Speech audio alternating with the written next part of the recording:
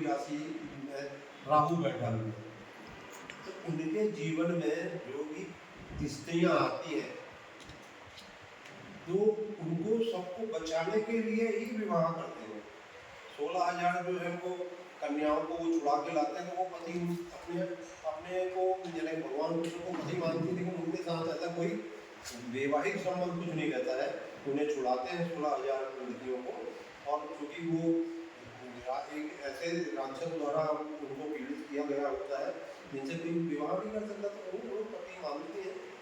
बाकी 8 रानियाँ हैं इनकी, और सबकी अलग अलग कहानी है। ऐसे बताने में उनको बहुत टाइम चला जाएगा, क्योंकि दिव्य महापुरुष जो है कि पूरी 16 कलाओं को लेकर जब जन्म लेते हैं, ऐसे दिव्य पुरुष को हम लोग बारम्बार नमस्कार करना चाहिए। क्योंकि कुंडली में चर्चा करना नहीं चाहिए, लेकिन कुंडली में करता हूँ, क्योंकि इन कुंडलियों को लेके ही आप लोग कुंडली सीख सकते हैं।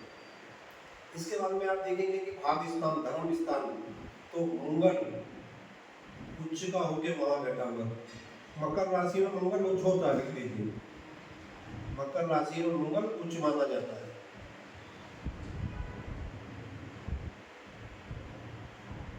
मकर राशि में मंगल उच्च माना जाता है।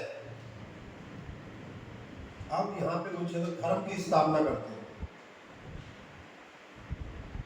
श्लोक तो आपको मालूम होगा ना, और तुलसीदास जी भी बोलते हैं, जब जब हो धर्म की हानि बाढ़ मधुमानी, तब धन है लोग मनुष्य शरीरा, तब है सज्जन की पीरा।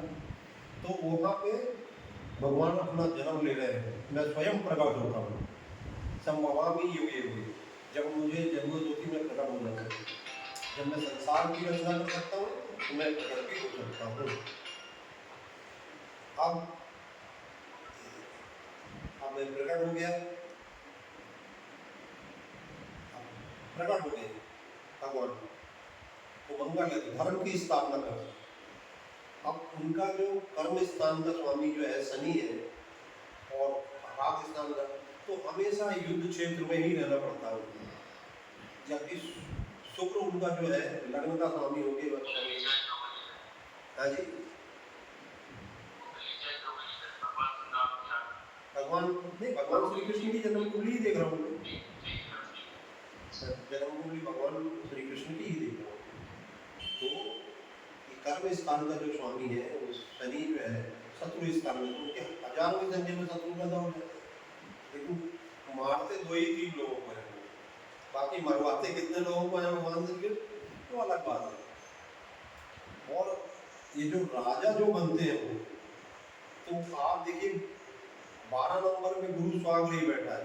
12 नंबर में स्वाग्रही बैठने का मतलब ये होता है कि गुरु अपने स्थान पे स्वाग्रही पे, मतलब मीन राशि में यदि गुरु बैठा हो तो स्वाग्रही बोलते हैं, लिख लीजिए, मीन राशि में गुरु स्वाग्रही हो तो वो अपने घर में बैठा रहता है। तो जब ये ऐसा होता है तो ये राजा बनते हैं, सम्राट, समझ गए आप? ईश्वर भी है, राजा भी है, सम्राट भी है, और अनेक कलाओं के स्वामी भी हैं। अभी इस कुंडली के बारे में आप समझ गए क्या?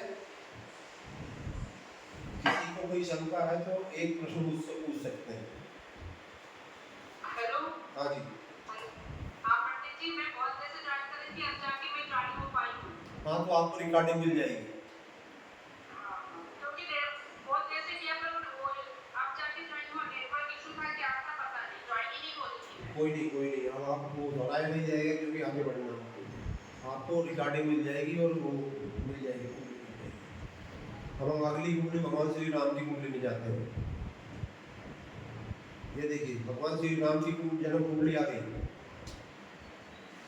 आगे देखिए, ये दिव्य महापुरुष योग है, ये अभिजीत नक्षत्र में पैदा हो रहा है, पुनर्वसु नक्षत्र है, चैत्र शुक्ल की नवमी है, चैत्र शुक्ल की नवमी है, नवमी में उनका जन्म हो रहा है। चैत्र का मास है और शुक्ल पक्ष की नवमी है।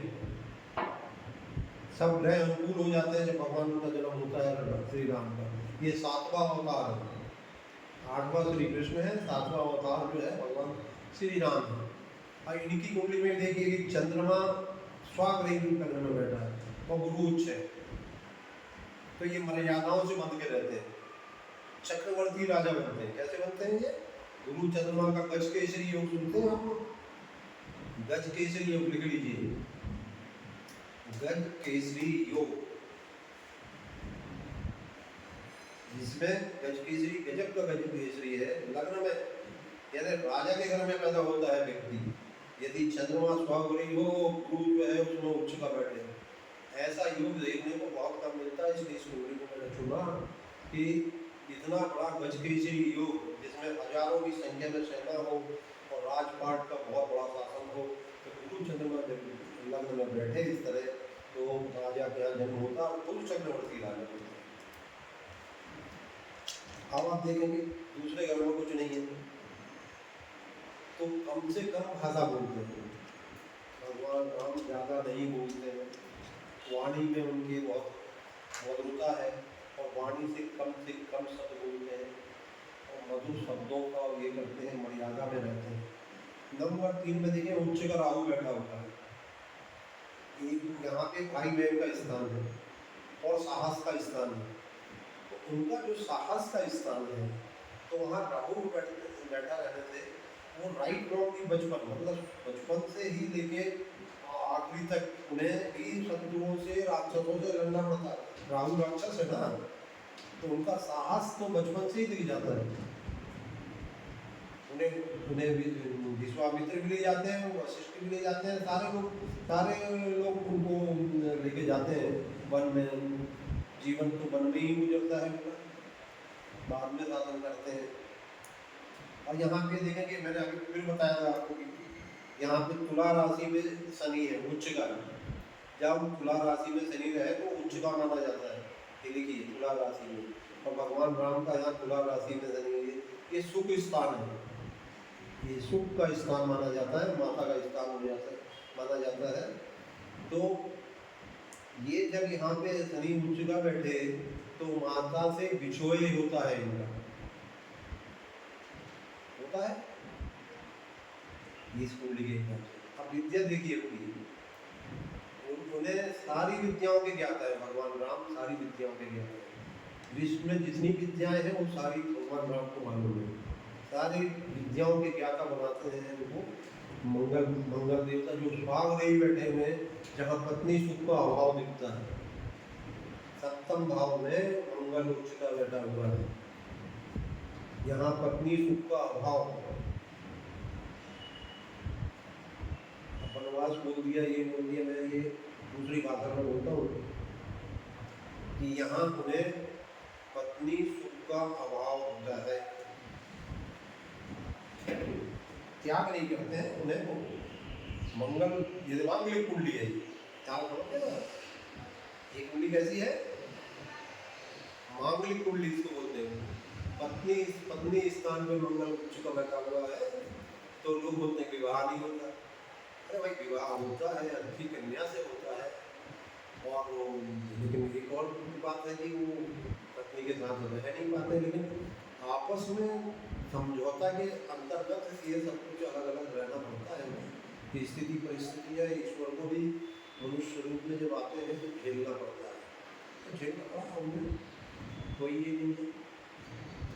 अब आइए कि उनका जो मृत्यु भाव है ना, उसका स्वामी पे है शनि, वो उच्च का बैठा हुआ है, तो स्व इच्छा मृत्यु धारण करते हैं भगवान, तो कर सकते हैं, करके उनका अधिकार है। शत्रु उनके देखिए वो भी लग्न शत्रु जो का जो स्वामी है गुरु लग्न में उच्च का ऊपर बैठा हुआ है, तो अच्छे शत्रुओं को मारते हैं, उन्हें मारना पड़ता है मजबूर। यहाँ पे शुक्र और केतु धर्म की स्थापना ये भी करते हैं, धर्म के संस्थापक होते हैं, अश्वमेध यज्ञ करते हैं, राज का भी बहुत बढ़ाते हैं वो। और देखिए सूर्य मेष राशि में उच्च होता है, मेष राशि में उच्च होता है, शुक्र मीन राशि में उच्च होता है। अभी ये चक्रवर्ती राजा बनते हैं, अश्वमेध यज्ञ करते हैं, और सूर्यवंशी इसलिए कहलाते हैं, सूर्यवंशी क्योंकि उनका सूर्य उच्च का है। देखिए सूर्य उच्च का है, ठीक है। Sorry to disturb.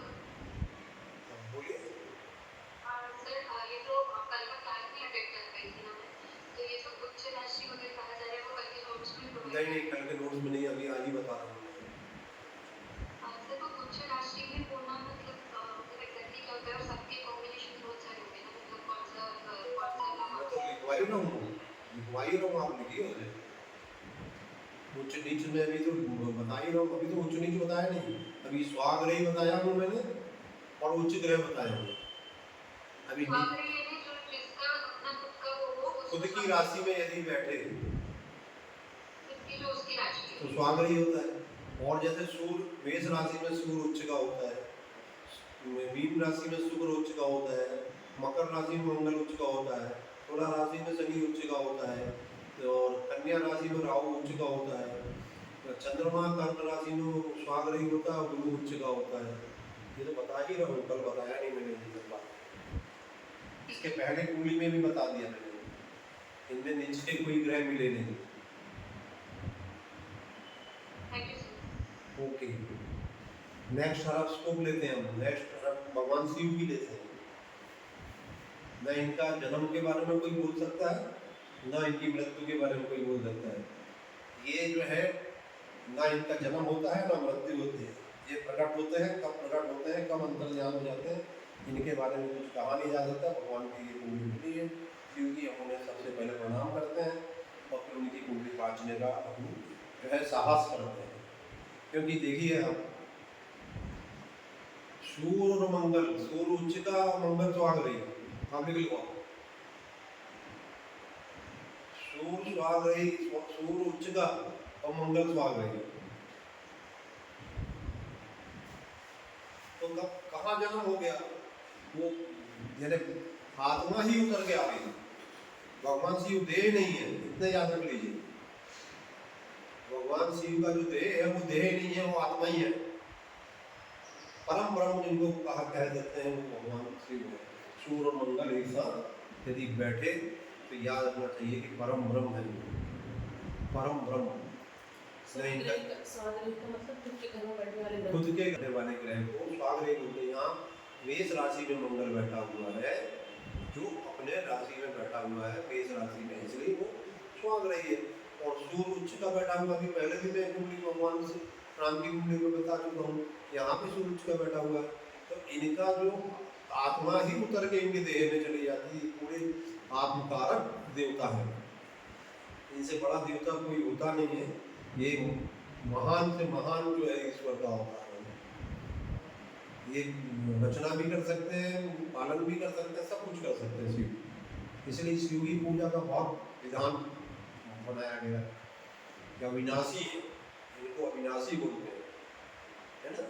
सूर्य और मंगल का ऐसे इस तरह की योजना यदि लग्न में हो तो ये अविनाशी देवता है। ठीक है, आगे बढ़े। फिर आते हैं जो है राहु उच्च का है, तो दयावान भी है राक्षसों के ऊपर। मिथुन राशि में उच्च का राहु है, उनके मित्र भी हैं और शत्रु भी हैं राक्षस। फिर देखिए आप, ये गुरु फिर उच्च का है यहाँ पे कर्क राशि में, है कि नहीं है भाई? Any doubt? नहीं। इनकी सिंह राशि दिख रही है और लग्न में सूर्य बैठा हुआ है। ये बहुत गुस्सा कर सकते हैं, इन्हें क्रोध बहुत आएगा, गुस्सा बहुत आएगा, लेकिन ये किसी का खराब करते नहीं है। लेकिन ये इनका जो बुद्धि का कारक है वो लग्न में बैठ गया है, तो यदि इनको ज़्यादा छेड़छाड़ जो करेगा उसको वो कुछ भी कर सकते हैं। तो गुस्से के कारक ग्रह भी, गुस्सा भी है इनको। और यहाँ चंद्रमा सिंह राशि में है, 5 नंबर की राशि सिंह राशि में, तो कुंडली में ये सिंह राशि होगी। भगवान शिव की राशि क्या है? सिंह राशि। और भगवान कृष्ण की राशि क्या है? वृषभ राशि है। भगवान राम की राशि क्या है? कर्क राशि है। भगवान शिव की राशि क्या है? सिंह राशि है। ओके, उनका 6, 7, 8 नंबर का देखिए नंबर खाली है और केतु है वहाँ पे। तो केतु तो ऐसा है कि वो धर्म की ध्वजा उठा के हमेशा चलते हैं। दिव्य सनातनी महापुरुष महाओ ईश्वर देवता जो पहाड़ों में बसते हैं, उनको राजपाट से कोई मतलब नहीं है। वो कहाँ के राजा है? पूरे ब्रह्मांड के यदि कोई राजा है तो भगवान शिव है। ना उनके कोई बराबर हो सकता है, ना उनसे कोई बराबरी कर सकता है। पूरे ब्रह्मांड नायक उनको कहा जा सकता है। तो केतु तो वो पहाड़ों में रहते हैं, राजा है वो, लेकिन राजपाट कुछ नहीं है उनका। सेना उनकी क्या है? राक्षसों की सेना है उनकी, गण राक्षस ये वो जितने भी हो सकते हैं, भूत प्रेत सबको लेके चलते हैं वो, गड़बड़ी पाए सब उनके आसपास सब चलते हैं। और उनकी पत्नी देखिए, पत्नी का स्थान तो 12वें शुक्र है, तो विवाह भी अद्भुत होता है उनका, क्योंकि शुक्र उच्च का है। तो 12वें स्थान में जब शुक्र चला गया तो विवाह सामान्य रूप से होता नहीं होगा, हमेशा लीला लीला के अंतर्गत विवाह होता है।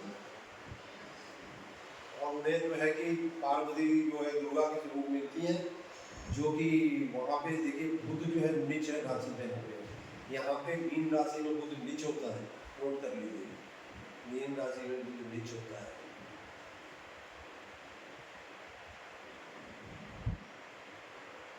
और अखंड ब्रह्मचारी है, ये भी आप सुनो, अखंड ब्रह्मचारी कैसे हो गए? पत्नी है फिर भी अखंड ब्रह्मचारी है।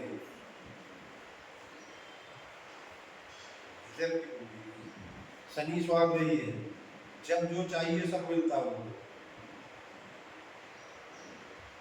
सारे आध्यात्मिक रहस्य के देवता यदि कोई है तो भगवान शिव है। यदि तंत्र कोई सिद्धि यदि करना है तो यही देवी दुर्गा और दूसरा भगवान शिव, यही दो जो है तंत्र के महान देवता है, क्योंकि इसमें शुक्र और बुध अपने 12वें स्थान में, बुध नीच है, शुक्र स्वाग्रही है, सूर्य मंगल और शनि जो है उनका वो स्वाग्रही कर्म स्थान में है, तो शमशान में वास करते हैं। उनको बोलना अब भगवान शिव का ये ध्यान से देखिए, समझिए। देखिए अभी आपको मैंने ये जो भगवान शिव की कुंडली बताया, इसमें कोई आपको प्रश्न है आपके मन में, कोई जिज्ञासा है? कुंडली देखिए और फिर पूछिए। देखिए हाँ जी, शिव और शंकर जी में क्या अंतर है?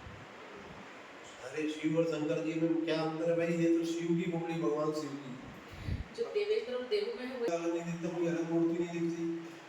आपने तो कहीं दूसरे शिव और शंकर को नहीं देखा, किसी ने देखा है? आपने देखी हो? वही पूछ रहा था। नहीं है, अलग नहीं है कहीं, दोनों एक ही हैं। दोनों एक ही है भाई। वो भगवान शिव की और शंकर की कहीं अलग मूर्ति नहीं होती, अलग कोई लिंग नहीं होता, एक ही है बस। वो तो आपकी है, पूरे ब्रह्मांड में कोई नहीं हो सकता उनके जैसे। कोई और प्रश्न कोई है? शिव की कुंडली को ध्यान से देखिए पहले हम। हाँ जी, तो मीन राशि में उच्च का होता है, शुक्र मीन राशि में उच्च का होता, बुध नीच होता। नीच का होता है। हाँ अपने पास इसका चार्ट था, एक बार आप सुनिए। ये सर पूरे ये रहते नोट्स में जैसे कि कौन सा इसमें उच्च है, कौन सा नीच है और कौन सा स्वग्रह है, उसके बारे में। वो तो आपको नोट में दिया है, आज जो नोट मिल रहा है उसमें सब लिखा हुआ, पढ़ लीजिएगा, ठीक है? फिर और कल किसी को पूछी थी कि ये जो पूरे 12 ग्रह हैं, 9 ग्रह 12 राशि, अरे उनके बारे में आपने ऑलरेडी बता दिया है कि कौन सा घर किसके लिए, जैसे 7वां घर पत्नी या पार्टनर का होता हाँ है, मैं वो आपको बता दूँ, आप नोट कर लीजिए, सब लोग लिख लीजिए। 12 भाव किस चीज को बताते हैं, ठीक है? भगवान शिव की कुंडली से ही बताता हूँ, ठीक है? ये जो मेष राशि है, ये पहला भाव जहाँ 1 नंबर लिखा है उसे लिखिए, पहला भाव है, ये तन का भाव होता है, शरीर का भाव है, देह का भाव है, यहाँ आत्मा शरीर में प्रवेश करती है, ठीक है? तो इसे तन का भाव बोलते हैं। नंबर 2 है मन का भाव, मन और वाणी और धन, मन वाणी और धन, ठीक है? दूसरे नंबर का भाव। और तीसरा भाव है साहस का, पराक्रम का, भाई बहनों का, तीसरा भाव। चौथा भाव होता है माता पिता भवन, माता का और भवन का, सुख का। और 5वां भाव होता है विद्या का और संतान का और जनता का। और 6वां भाव होता है ऋण रोग और शत्रु, छठवां भाव होता है ऋण, रोग और शत्रु का।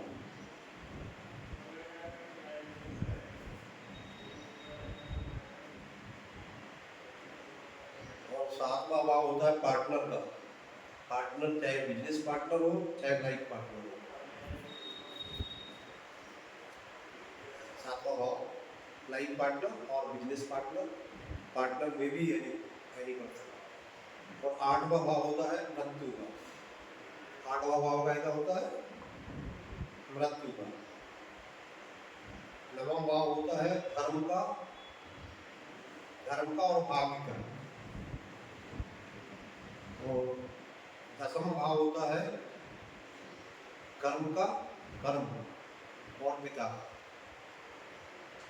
यहाँ से देखना है कर्म मेरे क्या है और पिता मेरे क्या है, यहाँ से जाना है।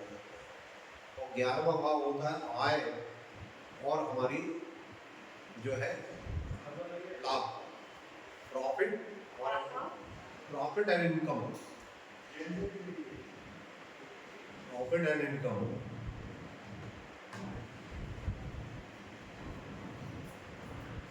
प्रॉफिट और इनकम का। और 12वां भाव होता है व्यय, व्यय और हानि का। आप समझ गए 12 भाव?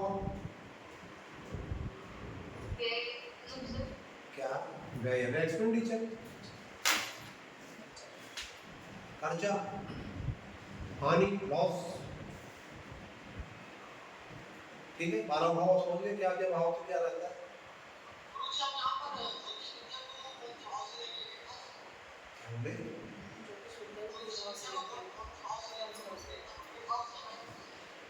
ज्योतिष विद्या का जानकार कहाँ से ये जानना चाहते हो? 8 भाव में यदि 8वां भाव गुप्त यानी मृत्यु का है, मतलब जो चीज छुपी हुई है, मृत्यु छुपी हुई है, जाना नहीं जा सकता। तो जरूर तुम्हारा प्रश्न सही है कि जब ये भाव किसी का प्रबल हो तो वो अपने आप ही अनेक विद्याओं का ज्ञाता हो जाता है। और एक और भाव इसमें काम करता है कर्म भाव, कि वो क्या कर्म करते हुए भी क्या कर्म करता है। यदि वहां पे शनि स्वाग रही है तो वो त्रिकालदर्शी है। ये भगवान शिव कहते हैं त्रिकालदर्शी, तीनों कालों के ज्ञाता है। और केतु है तो धर्म की ध्वजा उठा के चलते हैं, तो भाग्यशाली भी है और धर्म ध्वजा उठाने लगते हैं। और कोई प्रश्न? आगे कुंडली देखें अपन, चौथी कुंडली देखिए। चौथी कुंडली पे चर्चा करते हैं। चौथी कुंडली मेरे हाथ में है। चौथी कुंडली मेरे हाथ में।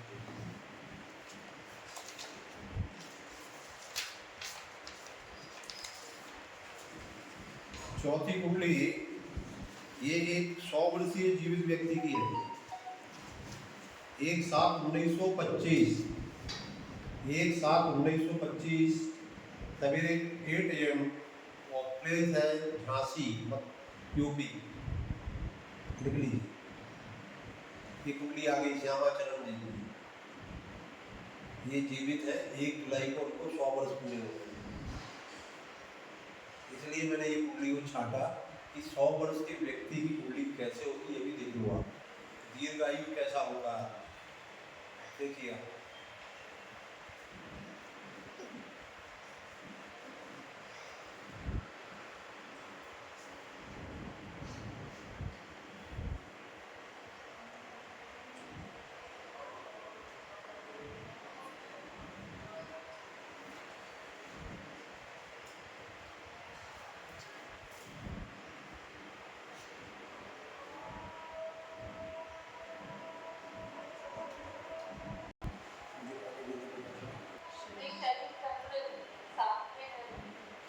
कहाँ पे कौन सी कुंडली में देख रहे हो?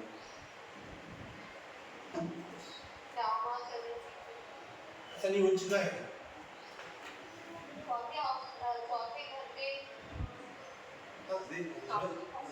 लेकिन जब उच्च का शनि हो जाए तो विषयोग नहीं होता। हर स्थिति में विषयोग नहीं होता।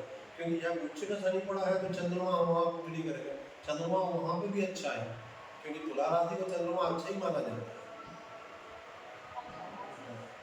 लेकिन मातृ सुख को कहीं ना कहीं प्रभावित करता है, माता को वैधव कम उम्र में दे देता है, इनकी माता जी कम उम्र में विधवा हो जाती है।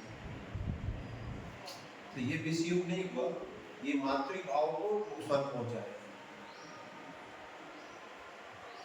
ये कम उम्र में इनकी माता जी जो है विधवा हो जाती है, बच्चे छोटे छोटे होते हैं। तुला राशि में शनि उच्च का होता है। हाँ, इसलिए विषयोग नहीं होता, लेकिन माता को विधवा होना पड़ता कम उम्र में। जब ये 18 वर्ष के होते हैं तब पिताजी की मृत्यु हो जाती है।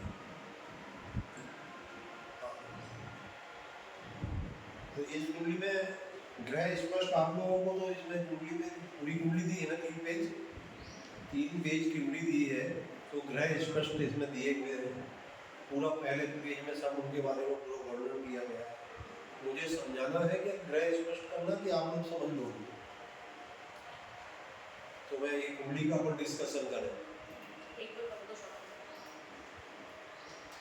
फिर भी मैं बता देता हूँ कि लग्न 18 डिग्री का है, इसमें कर्क लग्न 18 डिग्री का है, ठीक है, और सूर्य जो है 15 डिग्री का है, चंद्रमा जो है 6 डिग्री का है, मंगल 10 डिग्री का है, बुध 28 डिग्री का है, गुरु 26 डिग्री का वक्री है, शनि गुरु धनु राशि में वक्री है, शुक्र कर्क राशि में स्वागई है,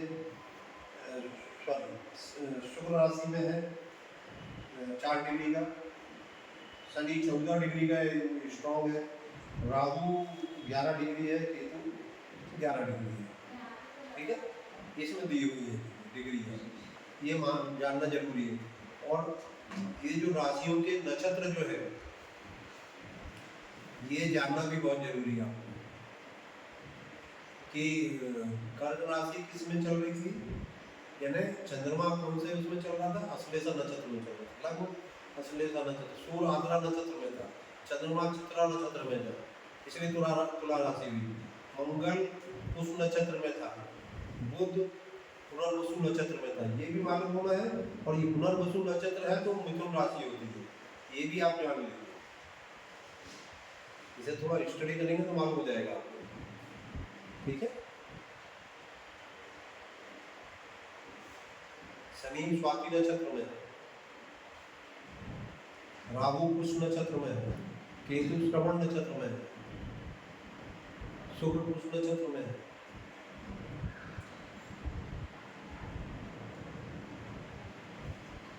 शनि भी बकरी है और गुरु भी बकरी है, इसलिए 18 वर्ष की आयु में नौकरी करना पड़ता है, रेलवे में स्टेशन मास्टर बनते हैं, ठीक है। आगे बढ़े, कुंडली का डिस्कशन करें हम लोग।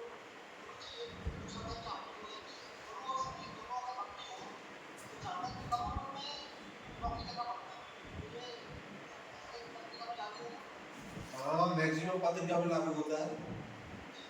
ये जो एक सिद्धांत अपन देख सकते हैं कि शनि चंद्रमा का जो बीसीओ जो अभी पूछ रहे थे, ये बराबर पूछे, तो बीसीओ क्या बना कि माता कम उम्र में विधवा हो गई, 18 वर्ष की आयु थी इनकी, तो इनकी माता को वैधव झेलना पड़ा, ये हुआ।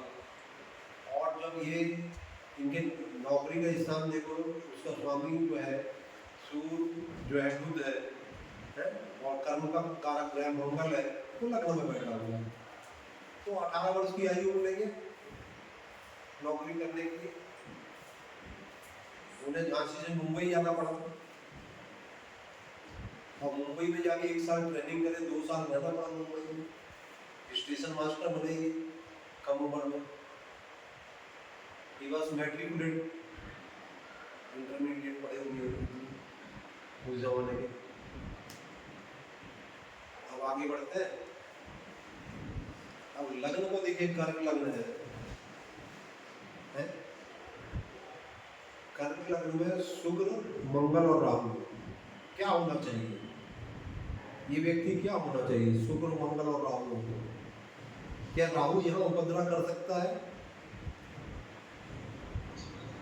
कर सकता है? नहीं कर सकता, क्योंकि शुक्र उसका गुरु साथ में बैठा है। शुक्र राक्षसों का गुरु है कि नहीं है? राक्षसों का गुरु कौन है? शुक्राचार्य। जब राहु शुक्र के साथ बैठेगा तो क्या उपद्रव कर सकेगा? गुरु के सामने शिष्य उपद्रव करेगा? नहीं करेगा। तो इन्हें जो है शिष्य बना देता है, इनको एक संत बना देता है। और बुद्ध भी स्वाग रही है इनका 12वें स्थान में। तो ये जो है कि कम उम्र से ही साधु संत और महात्माओं के साथ में काम करते हैं। ठीक है, गुरु भी इनका स्वाग रही है, देखिए अष्टम भाव में, तो शत्रु कोई नहीं होता इनका। 6वें भाव में शत्रु स्वाग, गुरु स्वाग रही है इनका। शनि उच्च का है।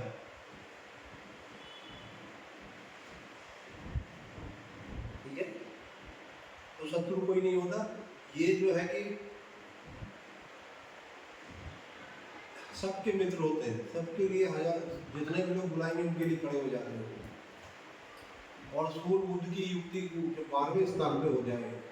सूर्य बुद्ध की युक्ति कहीं पे भी हो तो गवर्नमेंट की नौकरी मिलने के बहुत चांसेस इनके बन जाते हैं। तो सूर्य बुद्ध की युक्ति होने से उन्हें सरकारी नौकरी मिलती है, मिल जाती है, मिलती है। और शुक्र, मंगल राहु का यहाँ पे मंगल नीच है। कर्क राशि में मंगल नीच होता है। नोट कर लीजिए, कर्क राशि में मंगल नीचता धारण करता है। तो अब नीचता क्या करेगा? इन्हें छोटी छोटी स्टेशनों में पोस्टिंग मिलती है, जहां इन्हें झाड़ू भी खुद अपने हाथ से लगाना पड़ता है। तो देह को कितनी तकलीफ होती है। चपरासी नहीं आया तो उसका काम भी कर, टेबल कुर्सी भी साफ कर रहे हैं, और स्टेशन में स्वीपर नहीं आया तो झाड़ू भी लगा देंगे। तो कठिन परिश्रम से ये जीवन में नौकरी करते हैं। और आखिरी में मथुरा स्टेशन से ये रिटायर होते हैं। मथुरा रेलवे स्टेशन पे, झांसी में भी पोस्टिंग होती है, मथुरा में भी होती है, और जो ग्वालियर में भी होती है, वो स्टेशनों में भी रहते हैं।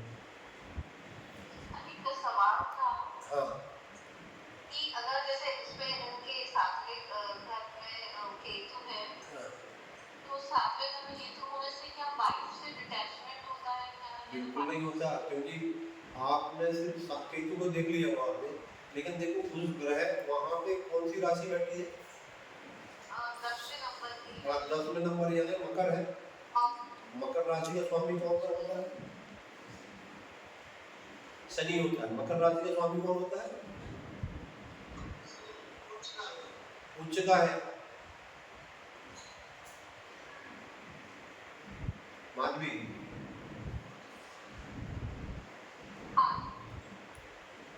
ये जो शनि उच्च का है, इसलिए डिटैचमेंट नहीं होता है, अटैचमेंट होता है। तो जैसे ये इनका ये सबके लिए सेवादार होते हैं, तो ये इनकी पत्नी भी उनके साथ कंधे से कंधा मिलाके चलती है।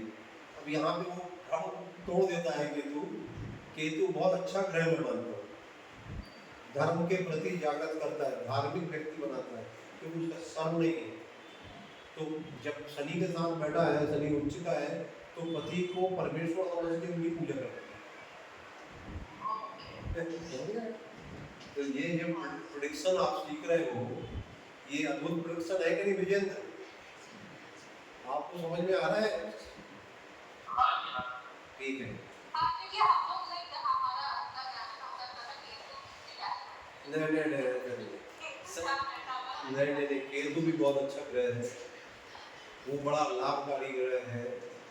किसी लिए किस लोगों के लिए खराब हो सकता है, वो देखिए क्या है, यदि मांसाहारी कोई है और कोई नशा करता है, तो अब जो मंगल राहु यदि साथ में हो तो कभी नशा नहीं करना चाहिए। ये नशा से पीड़ित होकर अपने जीवन को खराब कर सकते हो। केतु नशा के खिलाफ है, इसलिए किसी प्रकार का कोई भी नशा नहीं होना चाहिए। ये हो गया। और गुरु इनका देखिए कि छठवें भाव में स्वाग रही, तो शत्रु हो ही नहीं सकता इनका। या ये भी कमलेश तुम्हारे प्रश्न का एक उत्तर इसमें मैं देता हूँ कि जब गुरु छठवें भाव में स्वाग रही हो तो अनेक आध्यात्मिक विद्याओं के ज्ञाता होते हैं।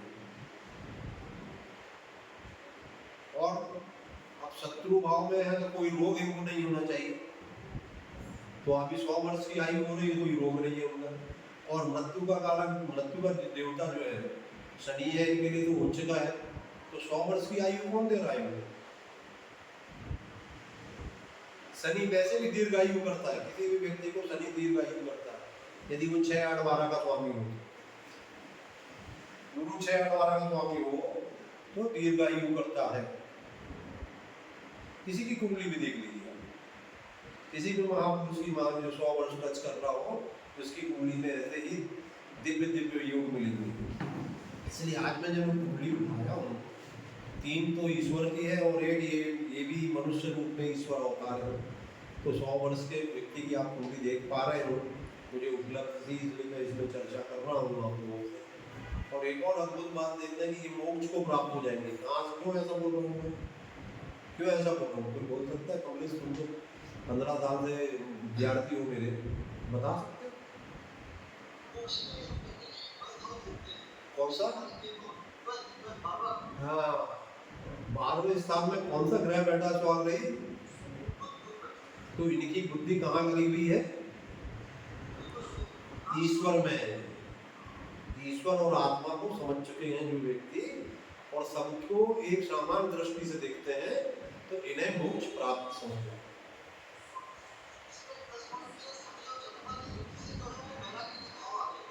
बैराग भाव से कर शनि चंद्रमा विष योग जो है, ये बैराग भाव दे दिया।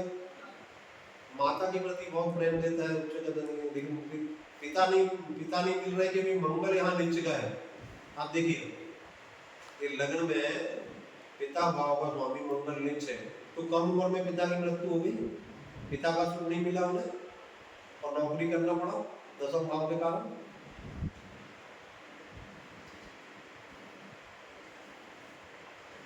ये 10वां भाव जो है कर्म का कारक ग्रह है, और मंगल है उसका स्वामी, तो नीचे बैठ गया, वो नीचे राशि में बैठा कि नहीं नीचे। जब वो निचता धारण कर लिया उसने, तो क्या करूं? कम उम्र में नौकरी करनी पड़ेगी। तो ये अच्छी कुंडली है कि नहीं? आपको अच्छी कुंडली लगी कि नहीं? कोई ज्ञान इससे वृद्धि हुई कि नहीं आपकी? 4 कुंडली आज अपन ने देखे, 4 कुंडली से कुछ ज्ञान प्राप्त हुआ कि नहीं हुआ?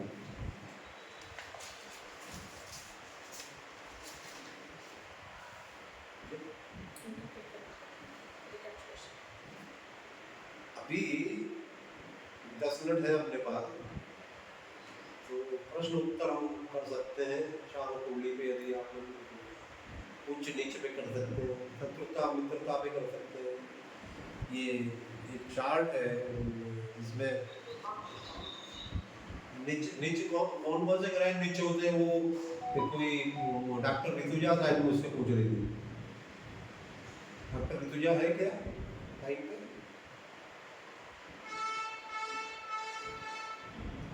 आप नीच ग्रह पूछ रही थी बेटा मुझसे। आप लिखिए नीच ग्रह कौन कौन से हो, किस राशि में कौन सा ग्रह नीच हो जाता है।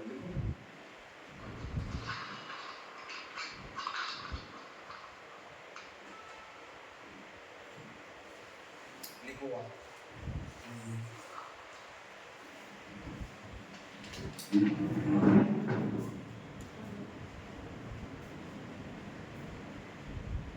सूर्य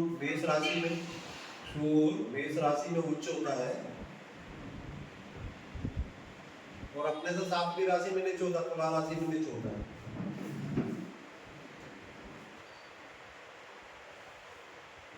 राइट? सूर्य तुला राशि में नीच होता है, मेष राशि में उच्च होता है। नंबर 2 वृषभ राशि में, वृषभ राशि में चंद्रमा उच्च होता है सातवीं राशि वृश्चिक में नीच होता है।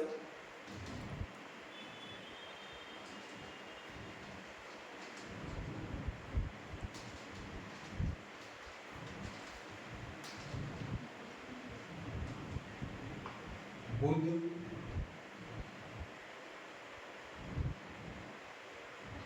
कन्या राशि, मिथुन राशि कन्या राशि में उच्च भी होता है, स्वाग्रही भी होता है।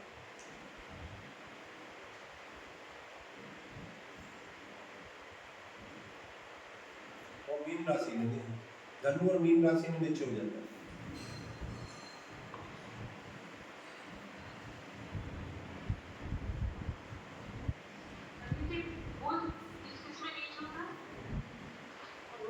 धनु राशि और मीन राशि।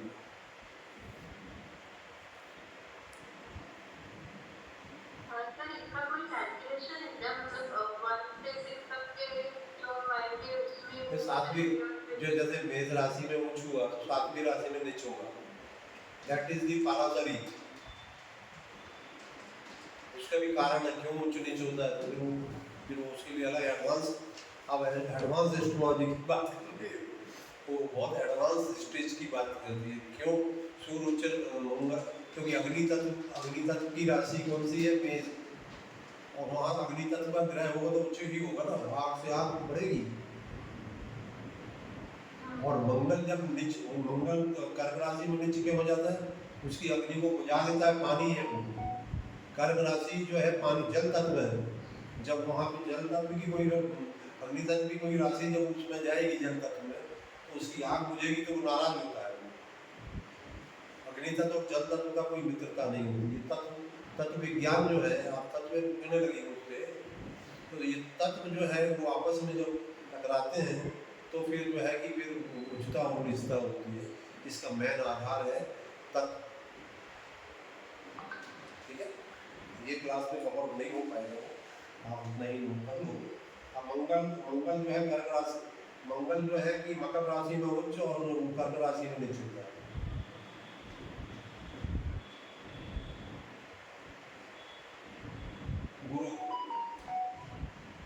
गुरु कर्क राशि में उच्च होता है और मकर राशि में नीच होता है।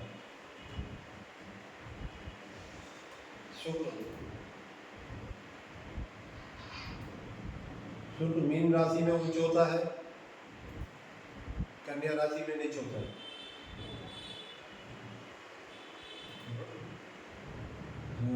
शुक्र मीन राशि में उच्च होता है, उसकी सातवीं राशि कौन सी पड़ेगी भाई? है राशि की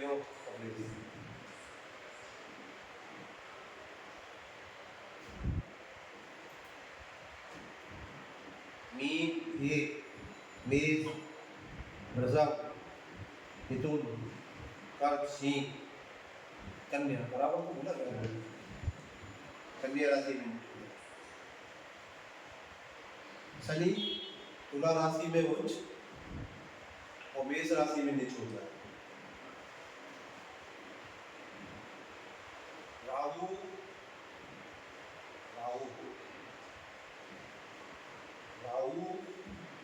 कन्या राशि में उच्च होता है, मीन राशि में नीच होता है। और उल्टा इसका लिख लो केतु के बारे में, उल्टा कर लो, सारे ग्रह हो गया, उच्च नीच हो गया। इन शॉर्ट समराइज करके आज 4 कुंडली पढ़े अपन ने, उच्च नीच समझ लिए है।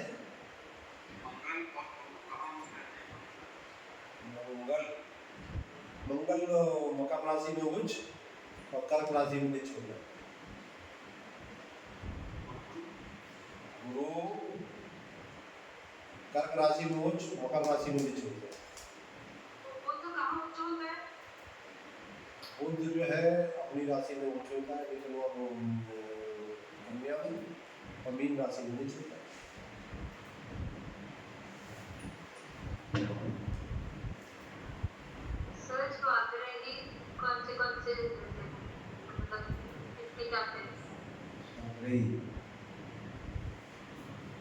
लिखो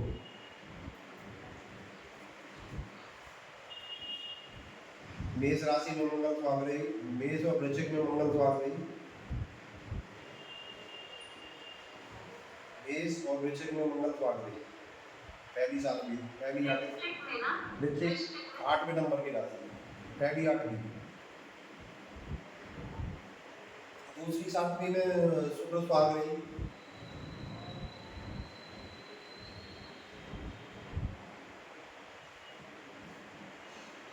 तीसरी छठवीं में बुध स्वाग रही,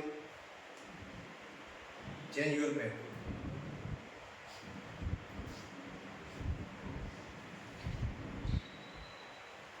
कर्क राशि में चंद्रमा स्वाग रही, सिंह राशि में सूर्य स्वाग रही, सर में कर्क में चंद्रमा स्वाग रही,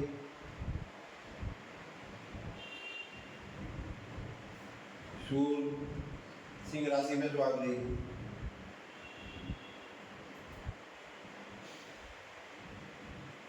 हो गया।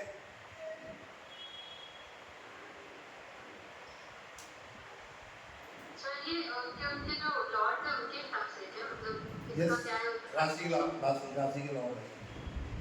अच्छा सॉरी एक्चुअली तो कल का मिस हुआ इसलिए थोड़ा कोई नहीं, आपको ये मिल जाएगा, स्टडी मटेरियल मिल गया है, उसको पढ़िए तो सब मिल जाएगा, और आज का भी मिल जाएगा, आज का तो आपको वीडियो रिकॉर्डिंग में मिल जाएगा। Okay, any question more you can be today. Okay, जय श्री राम, जय श्री कृष्ण।